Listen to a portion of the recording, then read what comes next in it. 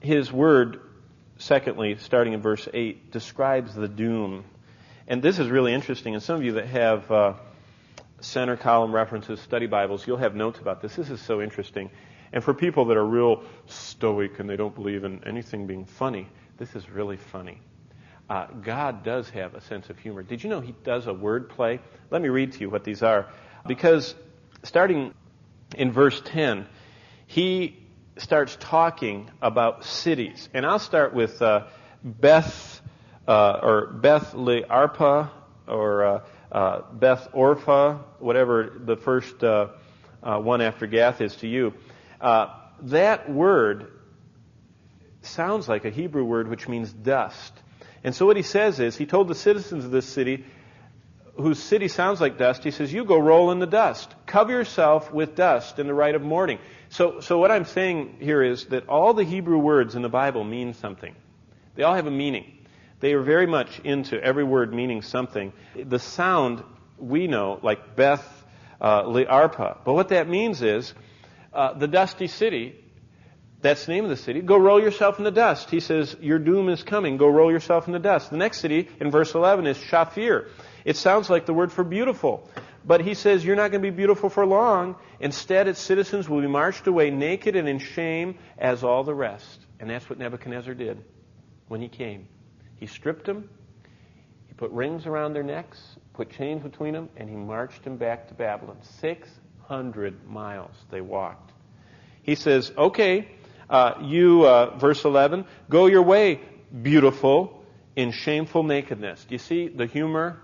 It's serious humor, but it's the humor of the prophet of God indicting them. The next one is Za'an. It sounds like the Hebrew word for exit or go out.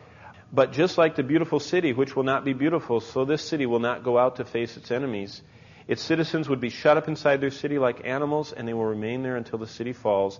The next one, Beth Ezel. Ezel means nearby, and so it's a nearby house, but it won't be near. It will be taken up with its mourning, and it will help no one. The next city, Maroth, means bitterness, and it says in verse 12 that they will writhe in bitterness, and they will waste for the calamity. Lachish, it was a well-known military city, a chariot town, and he says, in that day you're not going to be able to harness, verse 13, your horses. Lachish, horse town, you'll have no horses.